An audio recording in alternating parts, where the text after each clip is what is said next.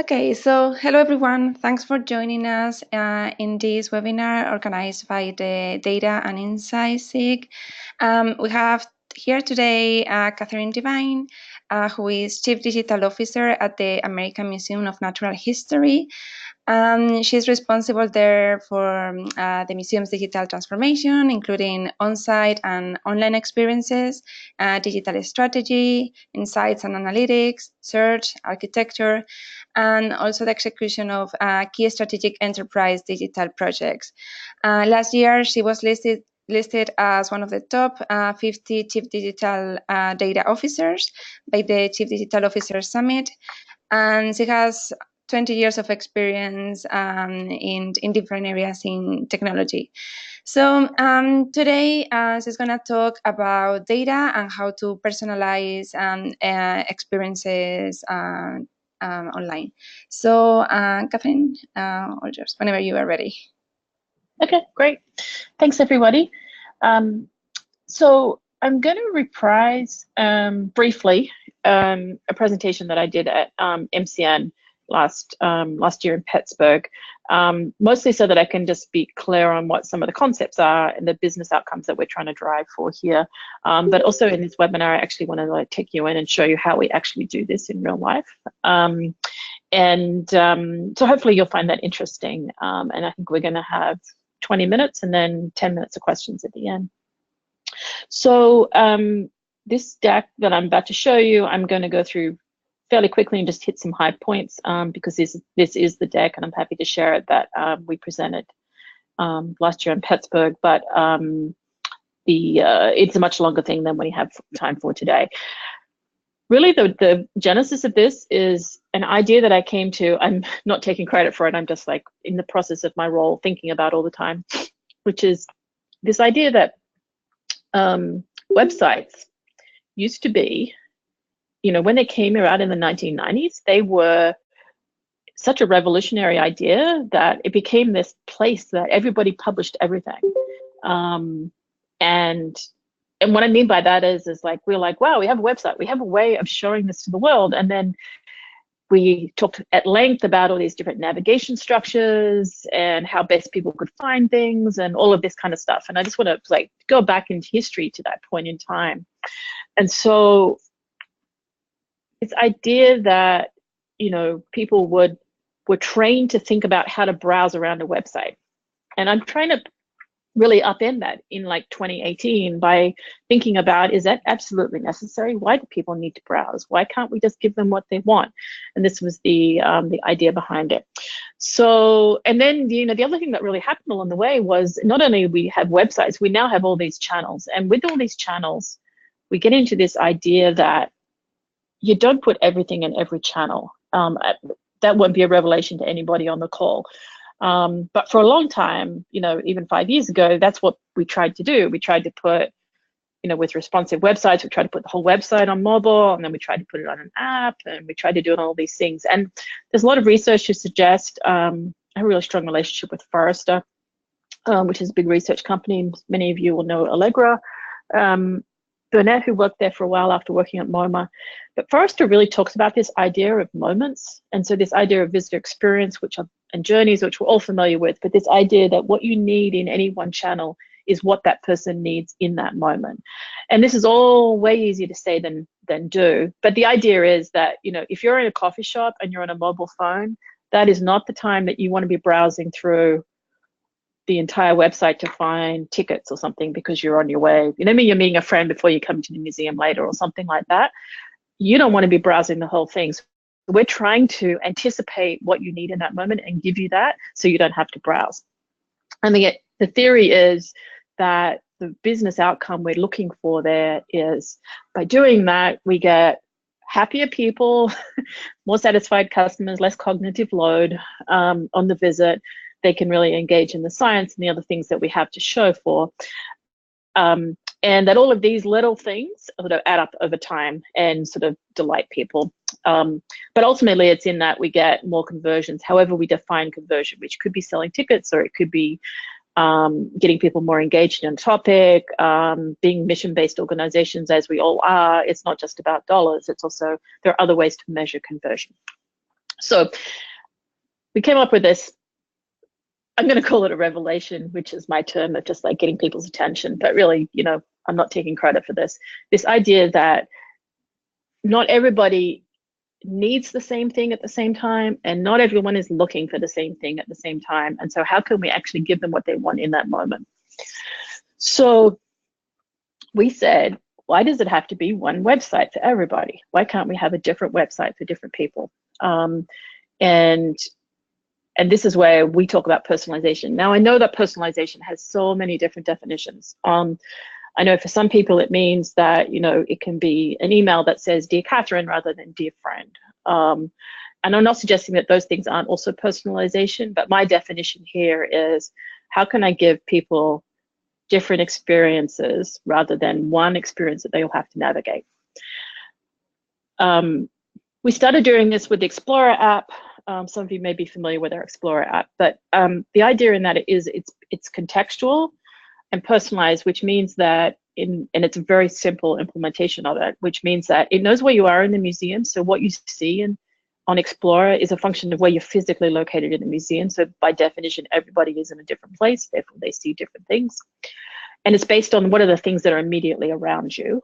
And then personalized based on, you get to select some interests. You know, what are the things that you're most interested in? Are you looking for,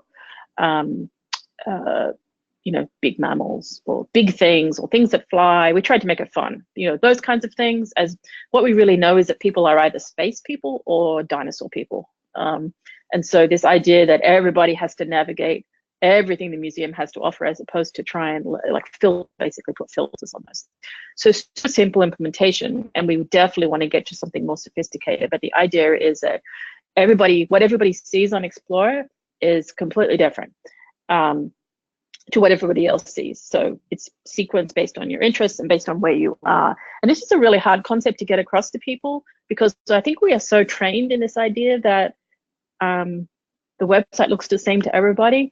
And it has blessings, and it also has curses associated with that. So one of the blessings is that if you're not changing the whole website in terms of running an experiment, if you're just changing it for a small audience or an audience, then people are far less concerned in getting worried about it, which is great because you get to prove whether it made a difference or not.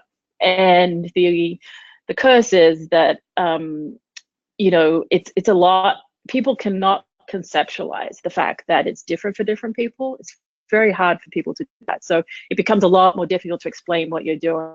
It's like in the days when we had responsive design, which was not that long ago, and everybody said, you know, when we made this responsive design and it sort of adapted to a mobile phone, but then when we actually went into meetings and talked about a redesign or something like that, we always showed the image of the desktop, because people could never conceptualize, who were making decisions could never conceptualize about this idea that there was another view that looked completely different.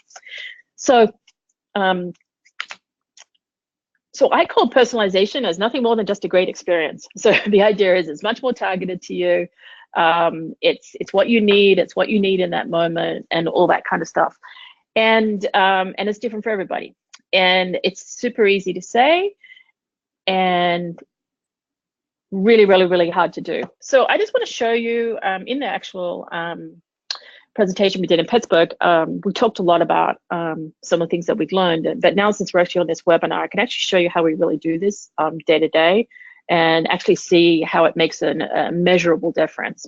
So with that, I am going to flick on over to a tool that we use called Optimizely. I don't know if anybody actually, maybe you can comment in the chat if you know this. I don't know if anyone actually uses Optimizely at all. Optimizely is a tool that does two things. Well, it does more than that, but it does A/B testing, which is this, I'm sure most people are familiar with A/B testing, but just in case you're not, A/B testing is this concept of, let me, on the same piece of, I'm just going to call up our website so that you know what I'm talking about.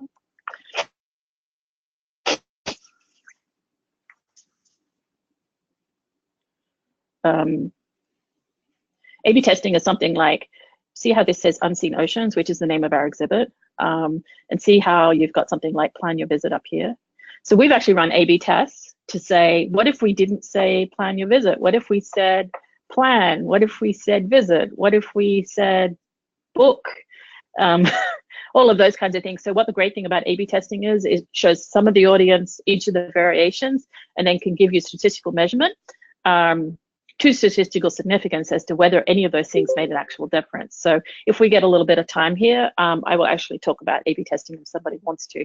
But for right now, I want to also talk about the other thing that Optimizely does, which is personalization, which is this idea of defining an audience and defining an experience and saying, how would I identify the people who need that experience and then deliver that experience to them with multiple variations, and then actually see that it makes a difference or not.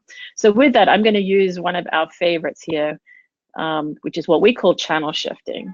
And I'm just going to call this up. So channel shifting, by our definition, is we want people to buy their tickets on mobile or any kind of digital channel.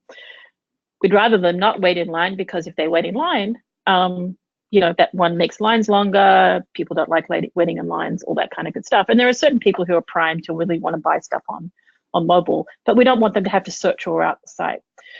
So we created a campaign that says, let's move, and I have to show you what it looks like today, and I'm just going to quickly put this into responsive mode. So this is the mobile view here of our website. If you can just see that in the middle. And as I scroll down, you'll actually see I have to scroll a long way down to find the piece where I buy tickets. And there's a whole bunch of discussion that led to this sequence that I won't get into. But this is the default experience for somebody. And what we said is, if you are on mobile and you're in New York City, that's our best proxy for the fact that you are likely to come to the museum today. And you're on our website, sorry. If you're on our website on a mobile and you're in New York City, as in Manhattan, Upper West Side, then you're probably coming to the museum. Now, we could have been completely wrong with this hypothesis. And so I'm going to go back to Optimizely. And so what we said is, what we want to create is an experience where we make ticketing the center of that experience for those people only. So we hypothesize that if you're in Europe or Australia or some country, or actually anywhere other than New York City and the tri-state area, then, and you're on mobile and you're coming to our website, you are probably not coming to the museum today. You might be, but it's highly unlikely that if you're in California, that's when. So we don't want to make ticketing the front and center of the experience. Then we want to make other things that we talk about with science at front and center. And so we did a number of variations. And so one of these variations, and I'll see if I can actually get this to work properly. One of these variations was, see how I've got here buy tickets, purchase tickets now is the top of the experience. That's one variation. And just bear with me. We had another vision with another variation. Oh, it's painful. Another variation where we just made a value proposition. We actually said skip the ticket line. And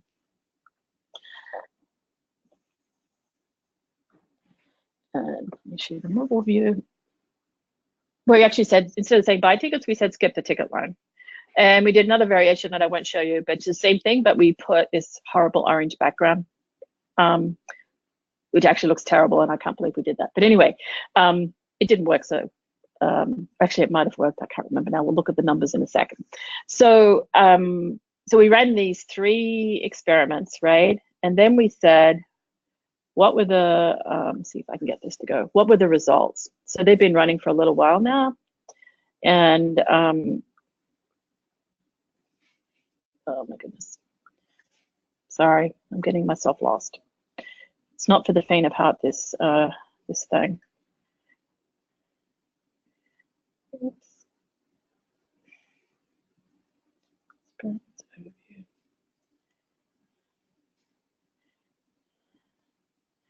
Right, results. So overall, we saw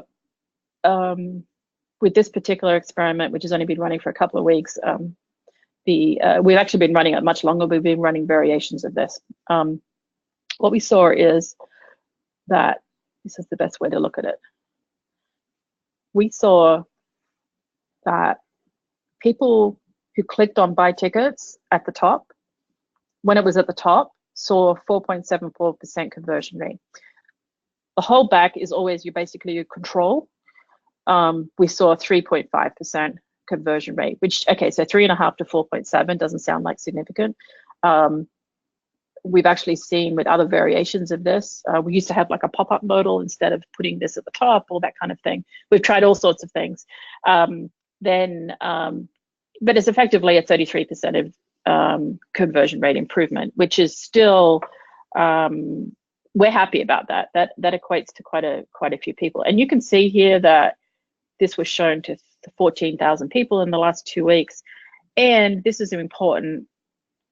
This is important about getting to statistical significance. So this is a great tool here for making sure that this is really data-based rather than opinion-based. And so technically, we shouldn't be looking at the result until it's done.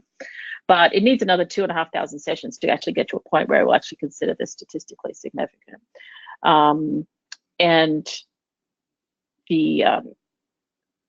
So what I can do here, so I hope I'm not losing people in explaining what I'm trying to do. What I'm really basically saying is we're starting with a hypothesis that says these people who meet this audience probably want to buy tickets. And the only way that we'll know that is if we actually test it. And so we create an audience that says people who are mobile and local, and we provide those 3 variations to them. And collectively, those variations are making an improvement over the control state. Might consider that not a particularly large improvement. Previous examples, I have seen us go from like 3.5% to 10%. So now I have data, and so really this does a number of things.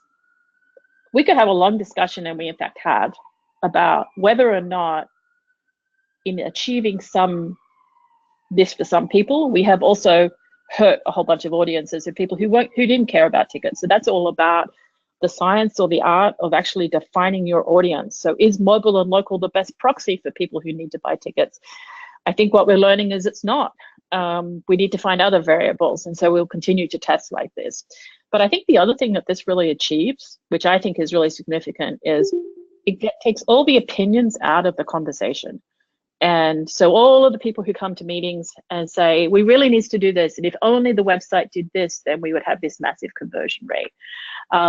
It actually just allows a basis for conversation. Actually, it's much more efficient because we can say, let's test that, let's do that. And then in the process, when we do that, then people say, oh, wow, actually that orange really made a difference. Or alternatively, that blue didn't make a difference. Or in this case, putting tickets at the top is making a difference, but maybe what we need to be doing is defining our audience better. So I will stop there because I know that we're at 22 minutes past, which is around 20 minutes, and I want to leave some time for questions. Anyway, hopefully that was a different perspective and useful to people. So let me go back to I gotta remember where I go. Go back to GoToMeeting. And Elena, shall we take questions? Yes, thank you so much, Catherine, for your presentation. It was very interesting. So I think we have you can either put questions on the chat, or you can also unmute your mic and ask the question directly. So it's up to you. So I think we have one question in the chat. You can see that, right? Yep. I'm also going to be on webcam. So. Thanks. So, okay, we have one question from Anne. She's saying, when did you start using Optimizely? We started using it at like 18 months ago, so about the beginning of 2017. I'll ask a question following that one. What is your process in terms of using Optimizely? I imagine you run different tests at the same time, how you prioritize what you have and keep track of what you currently have on the website. Yeah, so Optimizely has, and this is not an advertisement for them, I'm sure there are other tools. Optimizely has a great customer success team. And I know that that's such a weird word. But anyway, they have this great customer success team. And so they give us some like templates. And so we have this template, which is like really a backlog of ideas. And so as we identify ideas, we stick them in that template. And then we have a meeting with myself and Matt Tarr and a couple of other people in my team about every 2 weeks. And we actually go and look at the results of the tests. And we also tee up and prioritize what the next test should be. And our filter for this is, where are we not seeing conversion rates that we want to see? What are the goals that we're trying to reach as an organization? So as an example right now, we're noticing that on one of our 4 steps in the ticketing purchase path, there is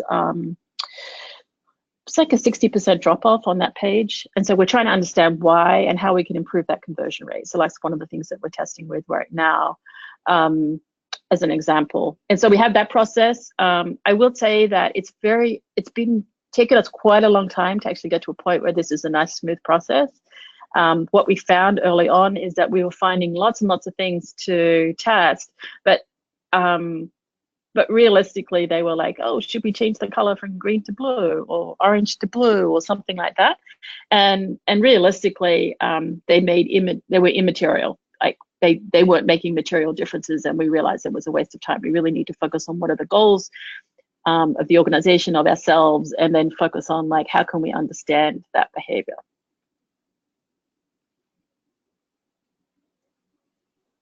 Great, thanks. Any other questions? Any other questions?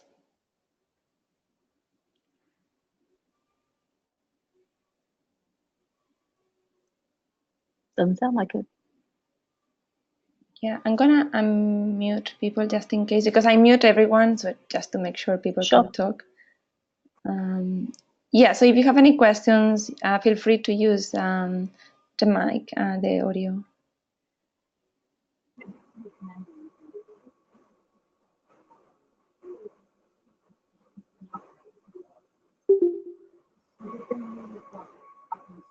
I think someone's speaking.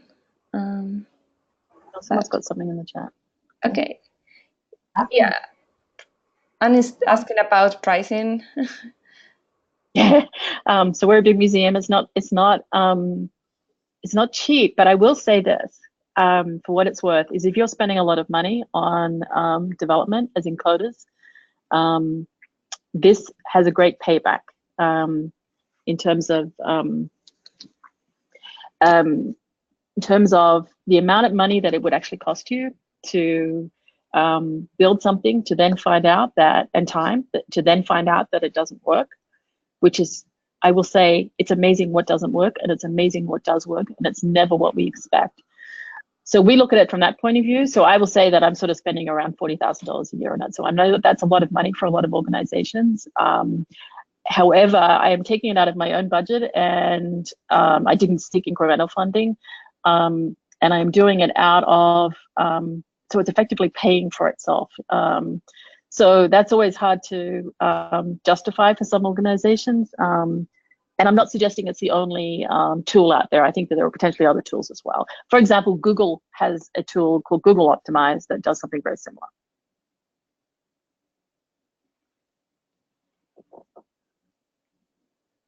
Okay, another question here is, what are your next steps for personalization, different audiences, different functionality? I think we were going to really focus on the international audience. When I say international, it's people who would never come into the museum. So right now I have we have about 5 million people visit the museum, and we have about 15 million who actually come to the website for a variety of reasons. So by definition, there's at least 10 million people, probably more, who are coming to the website who aren't coming to buy a ticket or come to the museum. So I'm definitely starting to try and understand what that audience is looking for. That's kind of my next focus, which is more mission based. It's more about spreading the word of science and not about selling tickets. And what makes that audience different to a New York audience? And I think that there are lots of differences. For example, one of the things that we know from Google Analytics is that our Chinese audience is very, very interested in space. I'm not sure why. Maybe if I did some more research on the Chinese market, I would understand. But anyway, they're very, very interested in space. We've seen that in Google Analytics and other things. So I really want to see how I can provide more of what a Chinese audience is interested in to capture more of that audience, as an example. Versus other parts of the world where, like Germany, for example, is very interested in dinosaurs. Again, I don't know why. But knowing that, now I want to actually potentially do different audiences with different content. Great. Any other questions?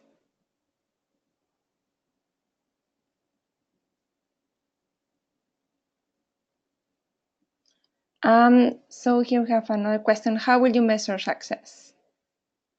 That's a really great question. A couple of ways. One is, am I converting?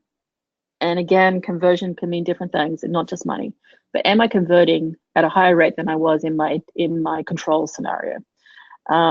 That's one. But the other one is kind of a little bit more indirect, which is how much money did I save, and how many meetings did I save by not discussing and then building something that didn't work.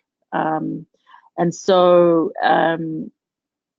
I look at how much over the years, not just us, other organizations have spent on custom building or something that somebody felt, and then found that our analytics tells us that people aren't using it. And so that's, in an organization with constrained resources, then I think that can also be a measure of success. How much money do we avoid spending that we didn't have to spend? So that we can better apply it elsewhere. But otherwise, one of the great things, and I'm a real data person, is that Optimizely gives me some very, very clear statistics, as you saw, as to whether or not something worked or not.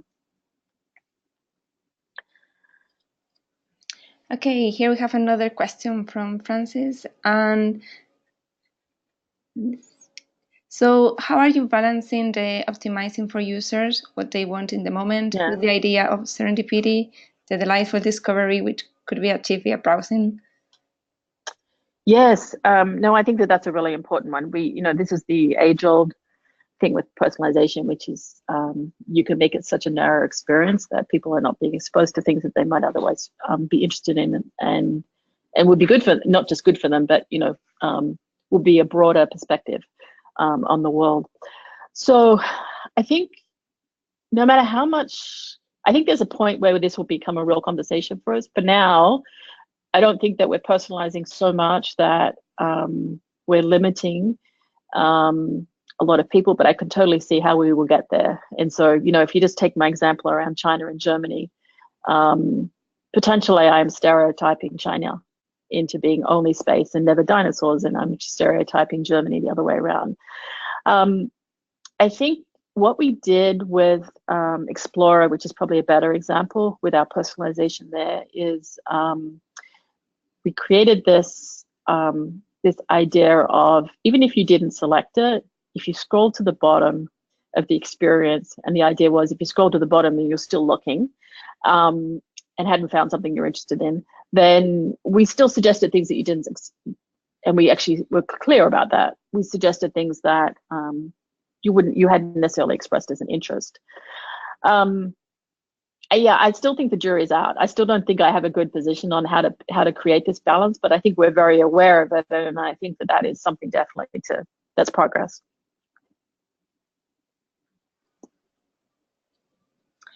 Kyle is asking, does Optimizely provide all your analytics, or are you pulling analytics from other sources as well?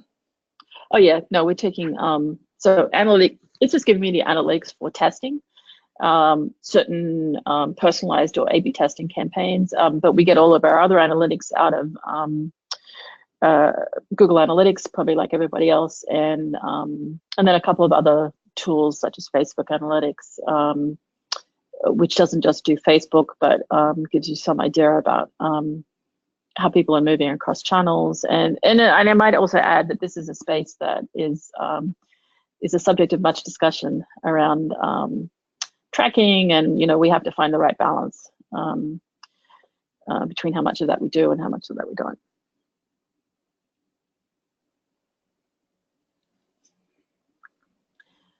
Great. Any other questions? So I think we're going to stop here then. Thank you, Catherine, so much. Personalization and A/B testing is a topic that has been of interest in the group. So thank you for showing us the tool and also the examples. And thank you, everyone, for attending this session. Great. Thanks, everyone. Thank you. Have a nice day. Bye. Bye.